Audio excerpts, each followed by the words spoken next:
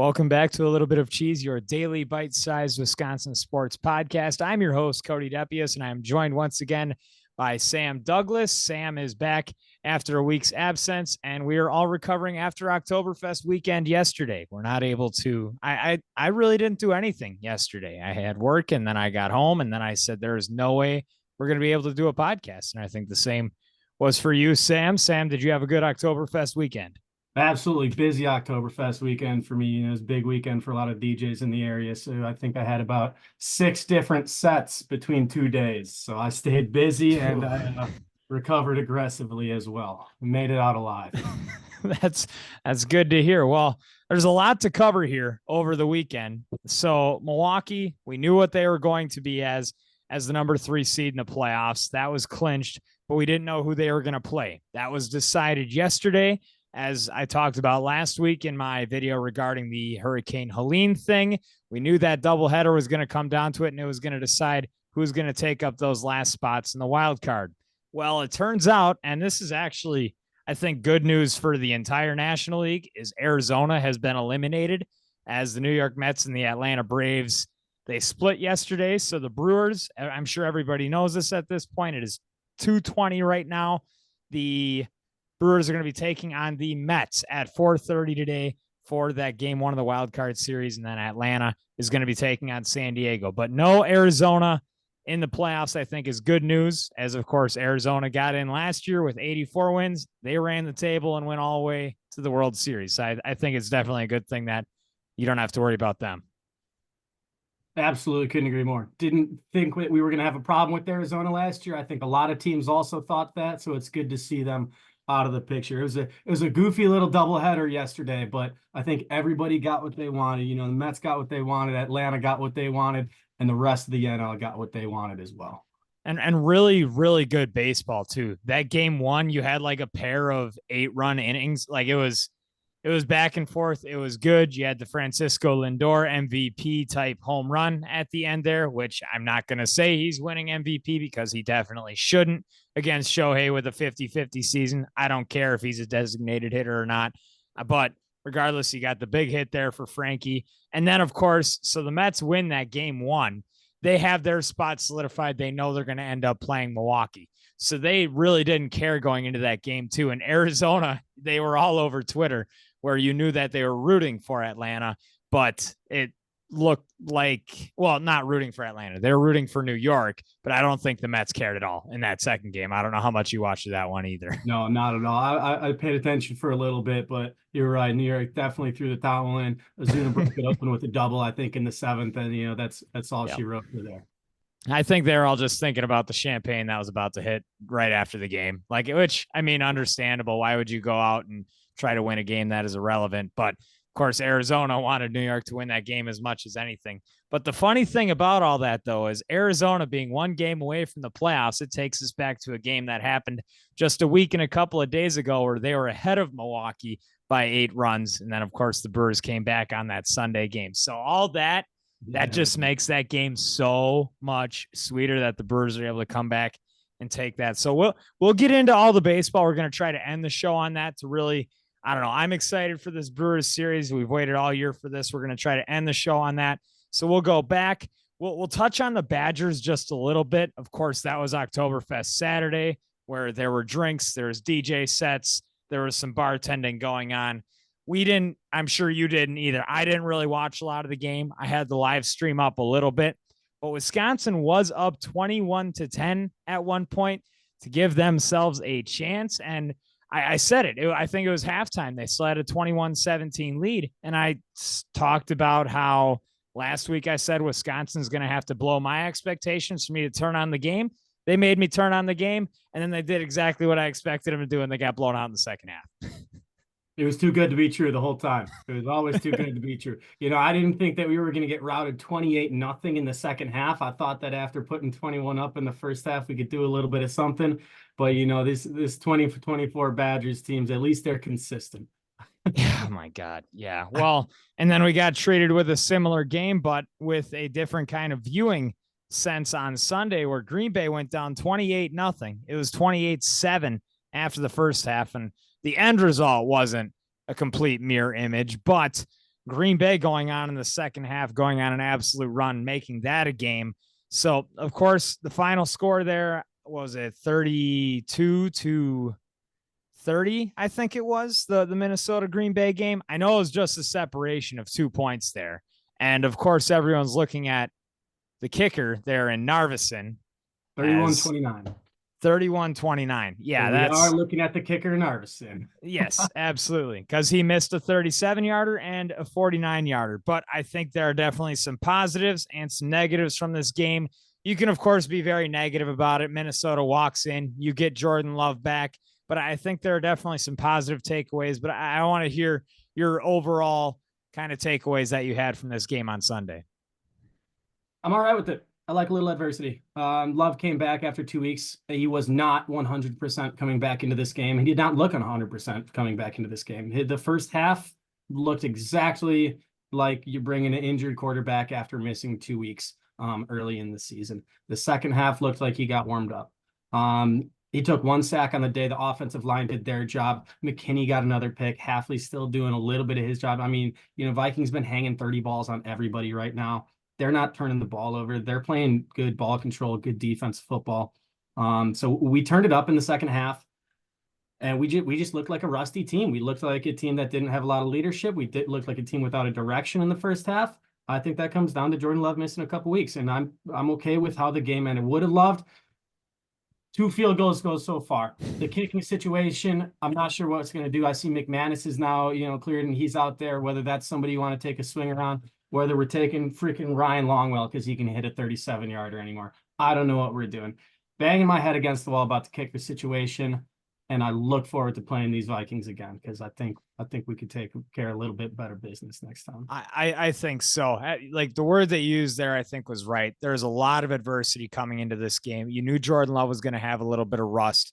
Of course, even that week 1 performance wasn't great, which I said it multiple times on the show that week 1 for either offense or defense, I'm kind of scrapping. Like the kind of conditions, it was weird. You're opening up in Brazil. I'm kind of just throwing that away. You take it with a grain of salt.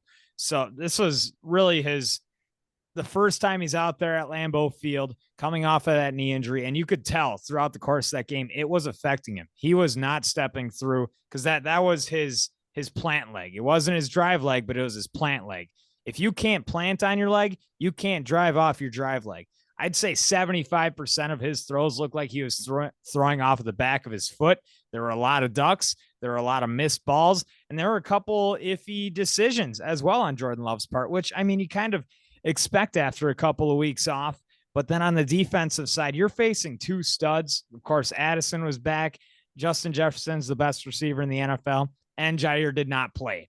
And neither did Corey Ballantyne, which means you bring up Ballantyne. And it did not go well, at least in the first half. And I think the thing to look at here, of course, you have some guys in roles that they're not used to. Stokes is going into this game knowing that he's got to be the number 1. He's going to have to go on Jefferson. That hasn't been the case through his entire career, really. And then you have Valentine. He has to step up as a number 2. I'm sorry, but Valentine is not a number 2 cornerback in the NFL. He never will be. That shouldn't happen. But due to injuries, that's where they were. And I think all things considered, I think the defense played really well. Of course, we talk about McKinney again, 4 picks in 4 games. I predicted that he was going to have this kind of effect on the defense. He's continued to do that. Hafley, and I don't even think in the first half that defense played all that bad. Yeah, they had a couple of balls but I think it was the turnovers and the tone that was set by Minnesota that really set the tone for that game in the first half there. I think there's a lot of positives. And I think the biggest one was that last drive from Love and the guys. I think they scored on, 3 plays, which we hadn't really seen that out of Jordan Love so far yet this year. But I think a lot of really big takeaways here. And I do think Minnesota is really tough. I think this NFC North looks like a total gauntlet right now, with Chicago kind of being the ugly duckling. But that's a pretty ugly duckling, in my opinion. This Minnesota team continues to surprise me, and I think I'm getting close to believing in them. You play good ball control offense. You got studs on the outside. You got a quarterback who can manage the game. Flores is calling one heck of a defense out there. They got players on the back end. They got players on the front. This Minnesota team, I don't think I'm not going to call them a Super Bowl contender. I'm not going to call them an NFC championship contender right now. I think they can give some teams some trouble. So I think they can put together a good record. They might shock a lot of people and win the NFC North. The more I watch them, but Sam Darnold has shown us for years that he's not the guy that he's showing us right now. So we are going to be paying a little bit of attention to Sam Darnold, see if there's a little bit of a decline coming. I don't think he's going to be hanging 30 balls all season long. Like you said, our two best DBs were out. That's when their two best offensive players are their X and their Y wide receiver. Having Jair out is that's going to be huge for us. So I really think this Packers team is looking forward to seeing these guys again. I bet Darnold goes to the Pro Bowl this year.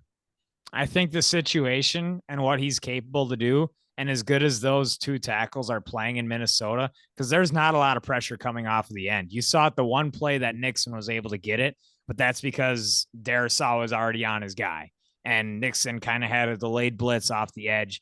And that was really the only trouble that he had the majority of the day. If that line continues to play as well for him as they are, I think Darnold is going to be a solid quarterback. I expect him, which of course we've seen guys like Tyler Huntley, who you watched last night, look like an ugly duck out there, make a Pro Bowl. Like I think Darnold is a Pro Bowl caliber quarterback now in this system. But you talk about the North there, they could surprise people, but we did get to see Detroit last night.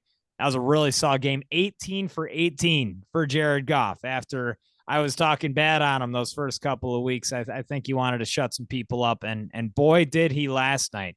Some interesting officiating. I feel like we talk about the morning after every night game. I feel like we can always talk about whatever officiating, but that Detroit team looked real solid. And I think Seattle looks like they can surprise some people this year as well.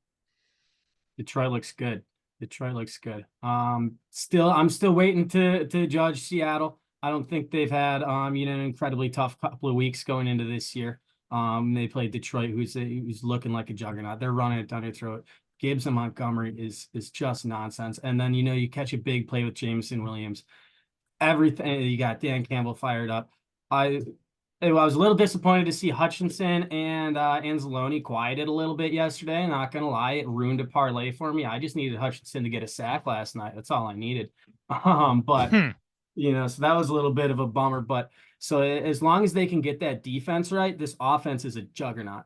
Even if the defense is letting in 20 points at a 2025, they're not just a run it down your throat team anymore. It's not just the David Montgomery and Jahmyr Gibbs show. They can take it over the top. If Amon Ra can catch 8-9 balls in a game, and Jameson Williams has 3 for 151 and 3 touchdowns, little Randy Moss number like that, this Detroit team is absolutely legitimate. And right now, probably my pick to win the NFC.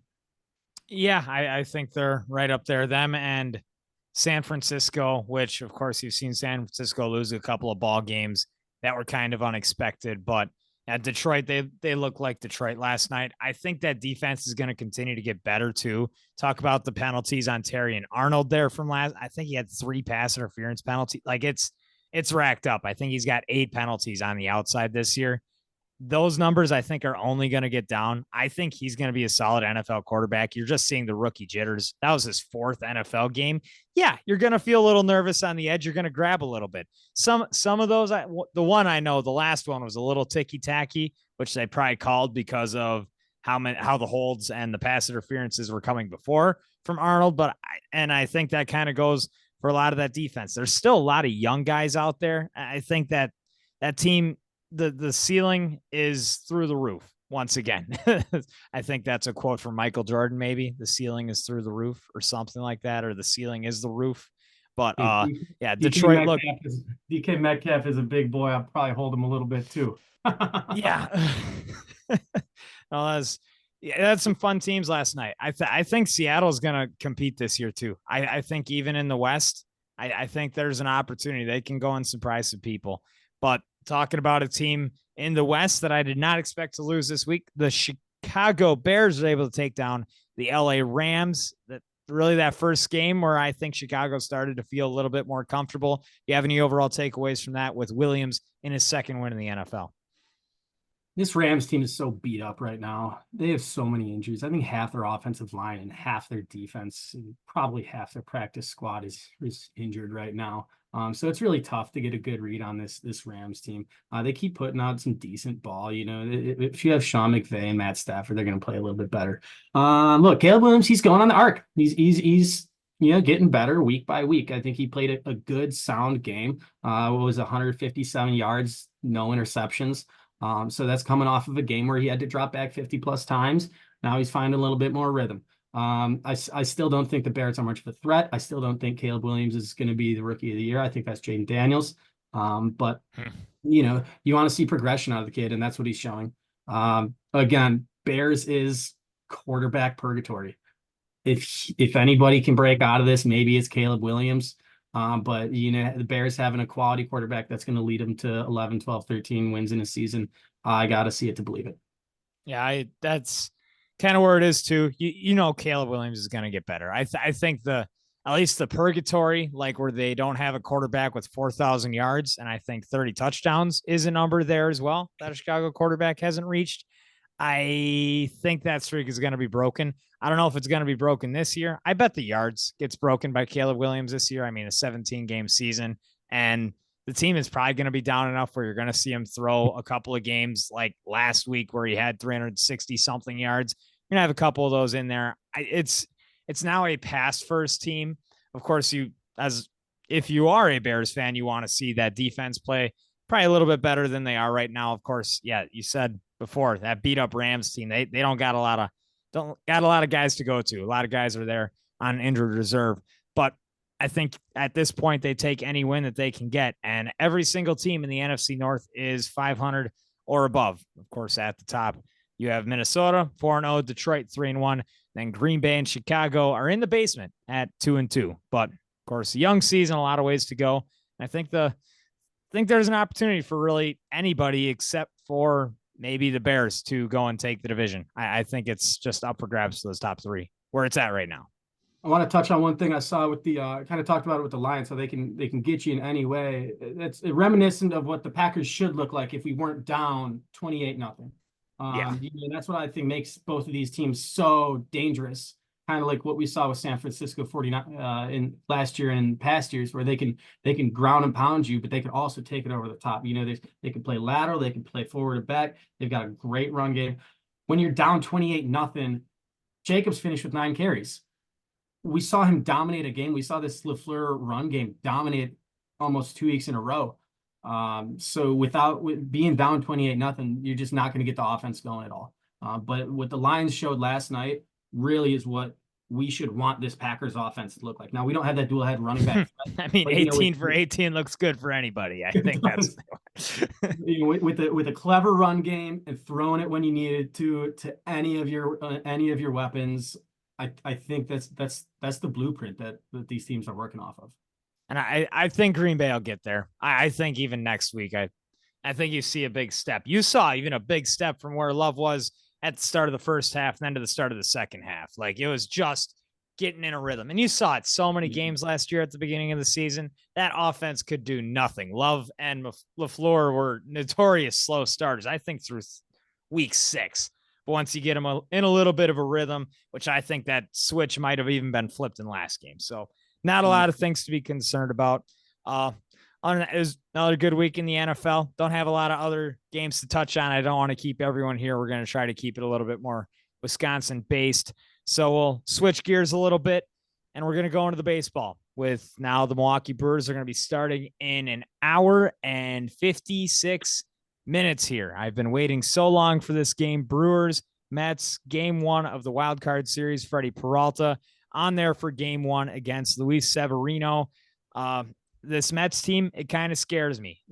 People are calling it the David Stearns Bowl, as of course Stearns was there, the GM for Milwaukee from 2015 through last year. He's now the GM for the Mets. Actually, he was an intern for the Mets before Milwaukee picked him up. And then Steve Cohen was just waiting for Stearns' contract to essentially be up to go pick him up. He knows how smart this guy was. And the Mets, this was supposed to be a rebuilding year for them, but I think Stearns is cooking a little bit. They did some things that were unexpected. It was almost a very Brewers feeling team as it is. And of course, they have Jesse Winker, who a lot of fans, of course, hated him last year. We booed him when he was out there in the playoffs. There might be some karma that might be coming back towards Milwaukee's way in a bad way with Jesse Winker and David Stearns out there for the Mets. Happy October to you, Cody. It's October 1st. Happy October, Sam. I love the David Stearns Bowl. I think it's fantastic. Like you said, these teams are kind of built similarly. A lot of good pitching, hitting 1 through 9. You can't take off on those 6, 7, 8, 9 guys on this team. I think it's going to make for a really fun series. Freddie did not have an incredible start last time in his postseason, and I think he's got that fresh in his memory. So I'm looking for Freddie to take over tonight, give us 7 good ones, and really get us going here on a good foot. And then moving through that, Milwaukee does not know who they're going to have start in game 2 or game 3 of this series. As Murphy said, all we're focused on is winning game 1, which actually you can hate for not having a series plan, but I love it because it essentially forces you to be ready for anything, which in playoff baseball, anything can happen. Who knows? What if Freddie gets taken out in the second inning? Maybe something happens. That can throw an absolute wrench in where if there's a chance, even if you can throw Montas in early in the game or you throw one of your long guys out there early in this game, I think that's a good thing. It gives the team opportunity to play around. Just go win game 1. If you win game 1, I don't know what the numbers are, but what are the chances where you lose a series after winning game 1? I kind of like the approach. I kind of want your opinion on this too. I think getting off on that head start is crucial. That's such a Murph attitude. I love it.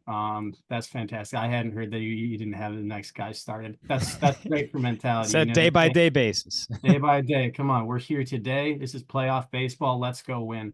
That's how the Brewers have been doing it all season long. Find a way to win. Just manufacture runs, manufacture runners, manufacture bases, manufacture wins. That's what it's all about, baby. I love it. I love it. So that's kind of our overlook of the series. We might talk a little bit more about it, but now this for the casual baseball fan, we'll try to keep it pretty short here, but I do want both of us to kind of predict what we think this postseason bracket will look like. We will start in the National League. We'll start with the Brewers and Mets.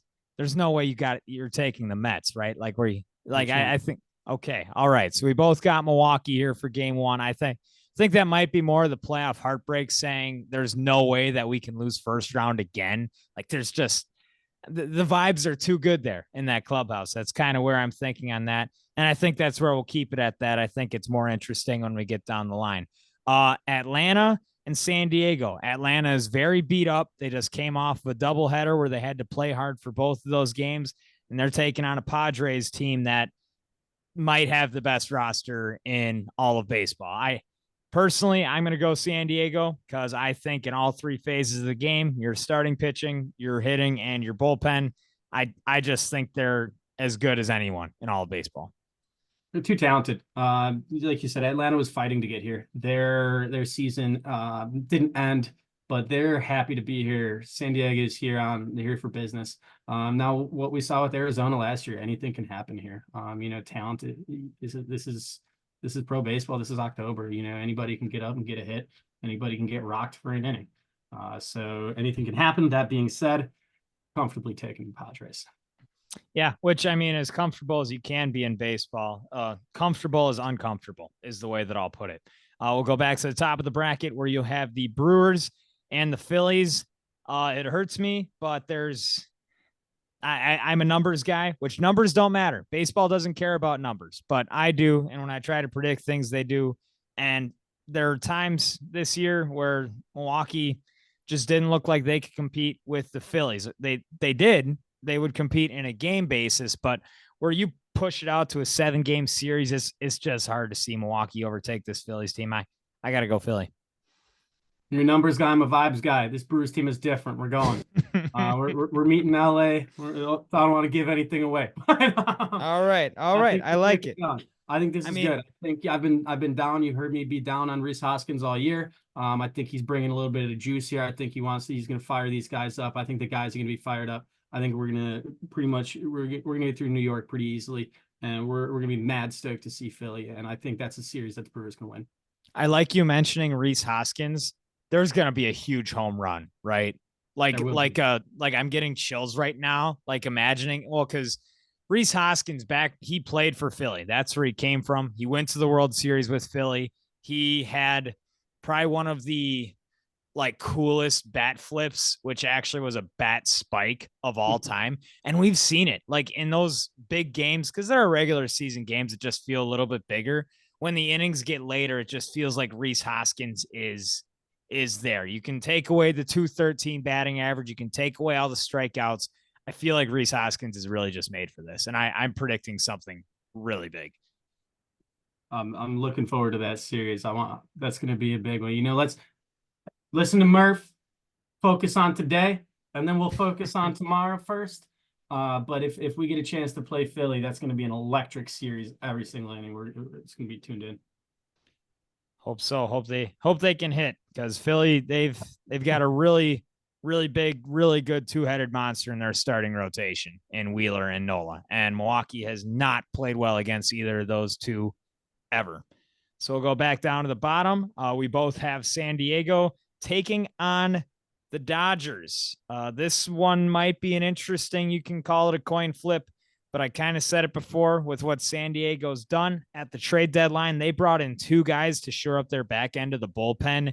They are very scary. They put a lot of money into this team. They've had guys get healthy. They're fresh, and you can have 3 MVPs in the top of your lineup. It takes an entire team to do it. And I think San Diego has a more complete team.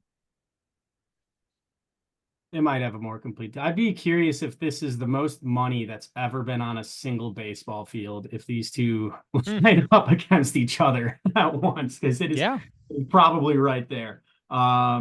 Look, I think the Dodgers are in a date with destiny this year. I think that they're too big, they're too powerful. I think they got too many guys.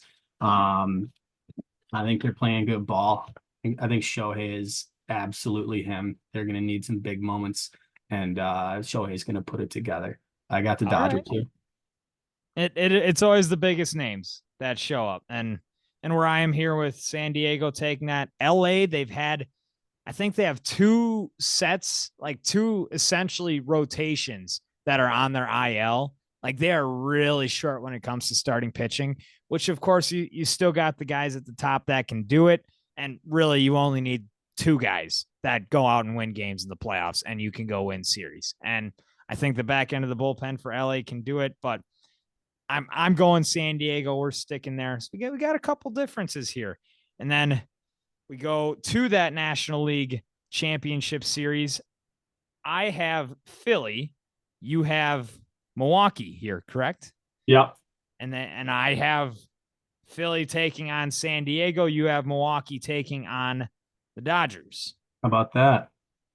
What does yours look like? Got LA taking it. Yeah. They're too good, too big. They got too much. I think the Brewers are going to put so much into the Philadelphia series, kind of like what you see with Atlanta coming into the San Diego series right now. I think it's going to be a grind to get through Philly. I think that goes the distance in the series, and again, it's going to come down to some big moments, and we're going to be happy to be there. Now, I think Murph, I'm not counting the Brewers out. I think that there's a different attitude with this team that can show up day by day and fight like they have all season long. But at some point, you just find the end of the road. We got pitchers that have been pitching way above what they've ever done. You got guys running like they've never ran before. I think once you've run into the Dodgers and the NLCS, that's where it comes to the Milwaukee. Now, once we get Yelly back, if we had Yelly on the team, if we had a Brandon Woodruff on this team, maybe I'm talking a little bit differently right now. But yeah.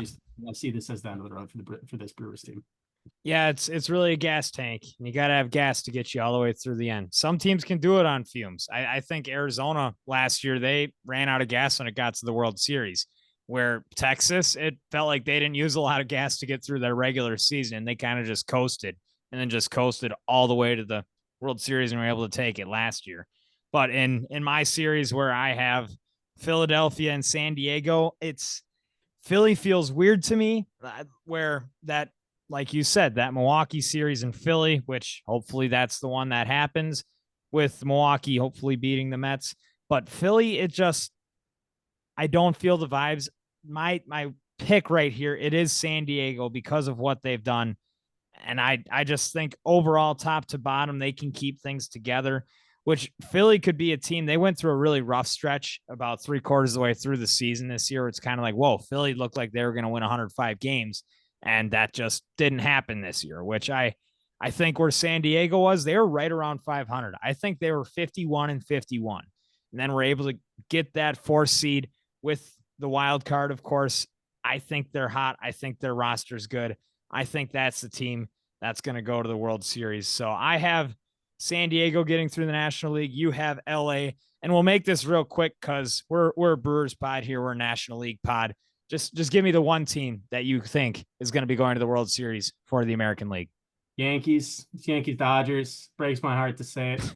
LA. The teams are just too good. I think it's going to be a beautiful electric fireworks. And I'm going to be tuning in. New York, LA. I hate to say it, but damn it, it's going to be a good watch. That'd be good. That'd be good for baseball. That would bring in viewership. Absolutely. That would be good for the sport as a whole. But I think the majority of actual baseball fans would just hate that series, myself included. God, that would be terrible.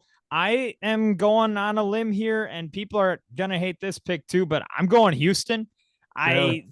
Yes, they started off so slow this year, but they just, it's the depth. They have too many guys. They left Justin Verlander off of their wild card roster.